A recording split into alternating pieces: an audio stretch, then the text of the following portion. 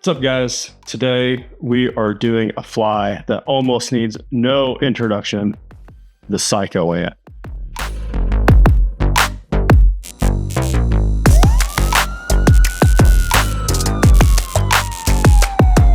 All right, it is no secret that many of us guides here on the White favorite fly during the summer hopper season is the psycho ant. I don't hardly know any of us out here that don't fish this fly at some point or another. It's kind of just like my go-to hopper fly. It's just a super buggy. Doesn't really look like anything in particular. Just a giant ant-looking bug that floats on the surface and casts a good silhouette. And I mean, the fish absolutely crush it. Like I said, we've used it for a long time. It's not really a secret by any means. We sell through a ton of these. In fact, we just got 6 dozen of them in stock yesterday, and this little pile is all we have left of that's restocking. So really popular fly, and because of that, I'm going to teach you guys how to tie it today, because it is a pretty easy but a really fun tie that's just tied a little different than a lot of other flies. So let's get into it. All right, start off with the hook that I've got in the vise right now is a TMC 5262. It's just a down eye streamer hook. I've tied these before on like a 200R. There's plenty of like hopper specific hooks that you can use. This 200R is just a little bit heavier wire, or sorry, this 5262 is a little bit heavier wire. It's just the hook that I like using on these. So any straight shank hook is going to be fine. I just like that down eye on it.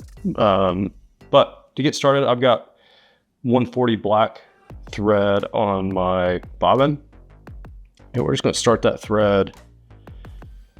And I like to give just a small covering of the whole shank, going all the way back to the bend, and then I wrap back up and stop right in the middle of the shank there. Next, just got a piece of black foam. Width-wise, it's just barely wider than that hook gap. Not quite a hook gap and a half, but just a little wider. And I'm going to tie that in, starting ever so slightly behind the middle of the hook there. So a couple pinch wraps just to grab that, and then really compress that foam down with that thread. I like to tie that thread in there because it helps build up the body of this fly. It just gives you a lot wider base when we get into this next step with the peacock. But cover that pretty good, compress that foam down, and I take it all the way back to the start of the bend right there. Just like that. So this next step in the original recipe, they use real peacock. I actually like to tie mine with a synthetic peacock. So this is just like a micro cactus chenille from Techstream in a peacock color. It's just easy to work with, and I don't feel like it absorbs water quite like the real peacock does. And it gives it just a hair more flash. And so this is what I like to use. I've used ice dub or SLF dubbing for this underbody. I tie it frequently with the real peacock as well. But this just seems to be my favorite. It's more durable, seems to float a little better. So this is what I'm going to tie this with today. But just tie that in all the way down to the base of that foam, and then you want to stop your thread back here in the middle. So we're just going to wrap that.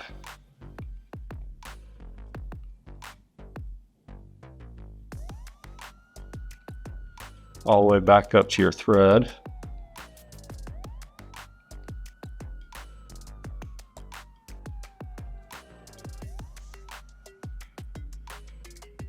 And tie it down.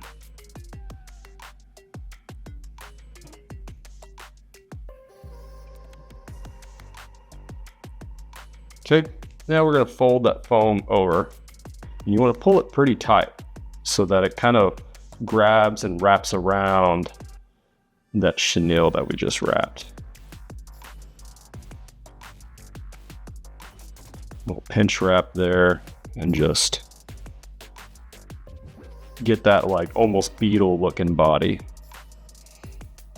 So now we're going to take this foam and we're just going to keep wrapping that thread over that foam all the way up to the eye of the hook.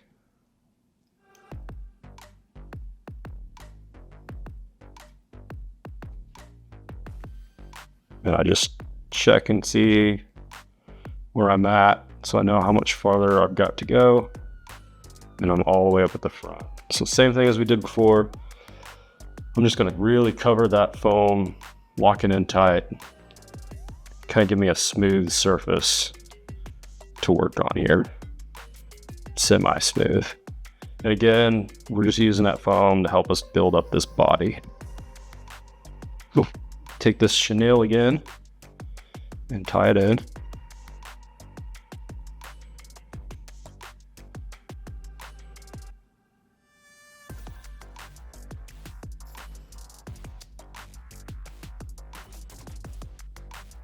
And wrap that thread back to the middle.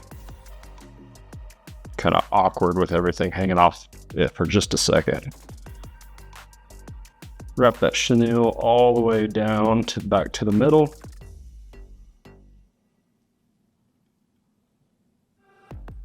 And tie it off.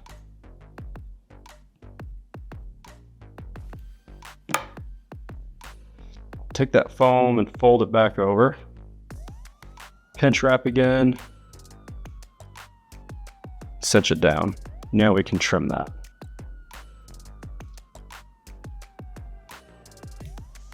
Okay. Now that piece that we just trimmed, I'm going to wrap my thread. Just going to give us a base to work on as we jump into these next steps. Next thing I do, I've got 2 different colors of round rubber legs. Slide those over,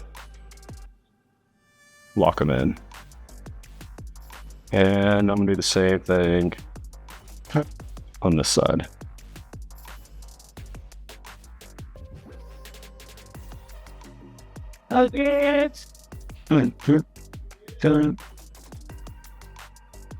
Mac.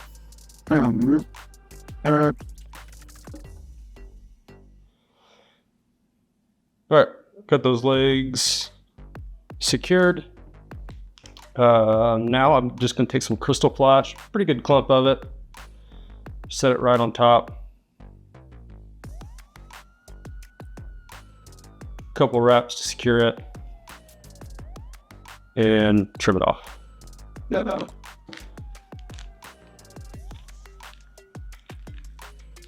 So this right here, you can use like a polypropylene yarn. This is actually the EP trigger point fiber. I've been using this a lot lately over like a poly yarn, and I'm really liking it. I think it's just easier to work with in general. Set that right on top, couple wraps, lock it in. And this whole time I'm trying to keep a fairly decent gap right here in the middle of the fly. At this point, it helps me if I pull all that up and go ahead and trim it, just like that. All right, once I've got all that cinched down, like I said, keeping that little gap right there, I'm gonna take a hackle feather. We can use a pretty good size one in this. This one just comes out of a hairline black saddle. You sell those here at the shop, that exact one, but just take a feather, I'm going to spread out those fibers, and I'm just going to tie this in right at the tip here.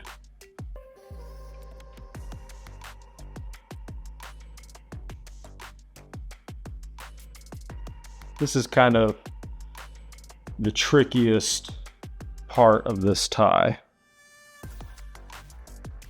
But cut that tip off, and we're just going to wrap that hackle, making sure that we're not trapping those legs or anything. Just wrap that hackle right in the middle of this. I like to do quite a few wraps. Make that real thick. You're gonna trap some fibers underneath. It's okay. We can take a brush later on and kind of pick those out. But you can also kind of just use your fingernail, dig in there. In my opinion, as long as some of those fibers off that hackle are sticking out, it's gonna be good. Because one of the things with this fly is no matter what you do, when we go to finish this, because we finish it right here in the middle, some of those fibers are going to be trapped. And I'll show you a trick to avoid as much as possible, but we're going to trap some. It's just going to happen. So now I'm going to fold back those legs. I'm going to bring that hackle up, and I'm going to bring my thread up and over in front of all of that best I can, and that's going to lock it down. And that's kind of that trick I was talking about. That's going to keep us from trapping as many of those hackle fibers as we can. So I'm going to bring everything back and do a couple more wraps right here. Really lock that in. And then now we're going to finish the fly. And this is a little bit of a tricky finish as well because of the finish in the middle and with everything going on. So I like to whip finish with my fingers. I'm doing it the exact same way that I would with an actual finish tool. Just using my fingers though. I'm going to lock that down.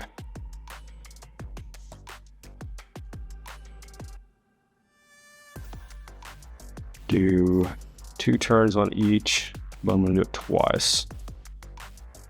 Really pull that. You'll kind of feel a little pop if you pull up on it. It's going to really lock that down. Make sure it doesn't fall apart on you. At that point, we can trim that thread off. Now, a lot of times as we wrap that hackle, as we finish it, we're brushing everything back. Those legs, they kind of will move on you. If you just give them a little pull, you can get them set right where you want them. And now I'm going to trim those legs. I like to trim them where they're just barely longer than that hackle sticking out.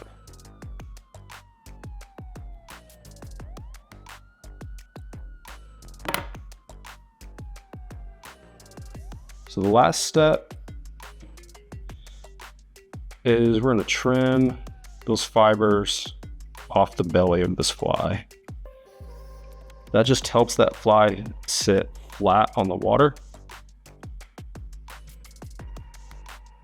Because this fly sits a little lower than some other traditional hopper flies, which I think is one of the reasons why this fly gets eaten like it does. But with those fibers trimmed off the bottom, this whole body sits on the surface of the water. Those hackle fibers are sticking out to the side, as well with the legs, and it just looks real buggy from the bottom. You know, you see a lot of those little beetles that we have here in the summer months. They have almost like that same iridescent color on them. And so that is key on this fly. So we tie this in a lot of different colors. I'll tie it in pinks and purples and stuff, but that bottom stays the same the entire time. So I appreciate it, guys. Tie some Psycho ants. We will have more in stock here in the shop as soon as we can. But for the meantime, they're a pretty fun tie. Get out and fish them. Let us know what you think.